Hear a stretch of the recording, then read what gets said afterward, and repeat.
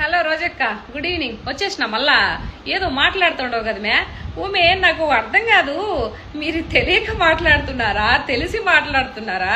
అసలు ఏమి మాట్లాడుతున్నారు మే మీరు?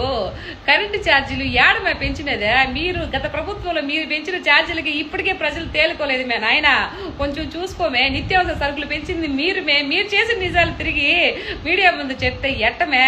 తర్వాత ఇసుక ఏదో అంటుంటావు కదా, ఓవే బద్వేల దగ్గరికి రా చూపిస్తా. నేను ఒకసారి కారులో పోతా, అవే ఉన్నో ఈ తెల్లటి కొండేమో మలిసితేమనుకున్నా, తెల్ల కొండ కదా అది. మీ అన్న ఇసుకంతా కొండల్లాగా చేపించి ఇసుక 20, 30, 40 వేలు 50 వేలు ట్రక్ అమ్ముకున్నాడు మే. నువ్వు నిజాలన్నీ అప్పుడు జరిగినాయన్ని ఇప్పుడు ప్రెస్ మీట్ పెట్టి చెప్తే మా అన్న ఎట్ట తలెత్తుకోవాలి మే? నెక్స్ట్ ముఖ్యమంత్రి ఎలా అవుతాడు మే? ఏడ దిక్కుమాల సందమే మీరు. ఏదో ఒకటి మాట్లాడబట్టే మీరు 4 మాట్లాడతారు. మీ గత ప్రభుత్వంలో జరిగిన నిజాలన్నీ ఇలా బయట పెట్టేస్తే ఎట్టక్క రేపు జగన్ అన్న ఎట్లా ముఖ్యమంత్రి అవుతారు? మీరు ఎట్లా ముఖ్యమంత్రిని చేసుకుంటారు? మేము ఎట్లా ముఖ్యమంత్రిని చేసుకోవాలా? ఆ కోసం తక్కువ చూసుకోను కదా మాట్లాడాలా. నువ్వు టూరిజం పేరుతానడా, నువ్వు మొత్తం తిరిగి వస్తావు, టూర్లు వేసి వస్తావి. నీకు ఏడ తెలుస్తుంది ప్రజలు ఏం కరెంటు బిల్లు కడుతున్నారా, ఇసుక ఎంత కొంటున్నా? చస్తే కదా నీకా? ఎప్పుడన్నా ప్రజలు పట్టించుకుంటే కదా నువ్వు. ఇప్పుడు ప్రభుత్వం మంచి పథకాలు ఇస్తూ మంచి పనులు చేసుకుంటూ ముందుకు వెళ్ళిపోతా ఉంటే ఎక్కడ బురద జల్లాడే ప్రయత్నం తప్పితే ఇంకేమన్నా ఉంది మే? నవ్వు వస్తా ఉంది. ఓ నో, దువ్వాడ శ్రీనివాసన్న ఏందే ఇంటర్వ్యూలు కూర్చొని ఏదేదో మాట్లాడుతా ఉండవే? ఏం మాట్లాడుతా ఉండవు? కూటమి ప్రభుత్వంకి మరి ఇంత దిగజారిపోవాలన్నా సిగ్గు బుద్ధి లేదా అంటా ఉండవే?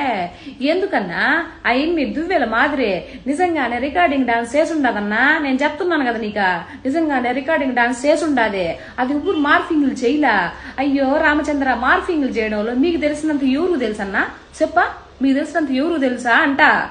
అలాంటి దిక్కుమాల ఆలోచనలన్నీ మీకే కదా వచ్చేదే, ఇంకెవరికి రావు. అయినంతసేపటికి కూటమి ప్రభుత్వాన్ని ఆడిపోసుకుంటా ఉండారే. కూటమి ప్రభుత్వానికి ఇంక వేరే పని ఏం లేదనుకుంటా ఉండా.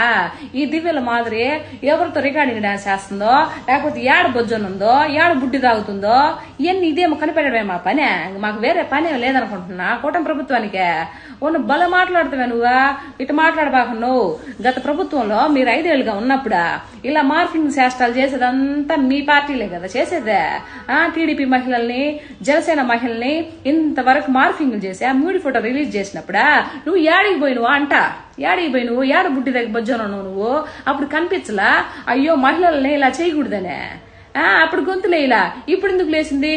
ఓహో నీ దువ్వెననే? నీ ఇంత మాత్రం నీ దువ్వెనైనా చెప్పి ఇలా మాట్లాడతావు నువ్వా? లేస్తే కూటమి ప్రభుత్వం మంచిగా పరిపాలన చేసుకుంటూ కంపెనీలు తీసుకొని వచ్చి ముందుకెళ్తా ఉంటే నోటుకొచ్చినట్టు మాట్లాడుతావేందన్నా? తప్పు కదా.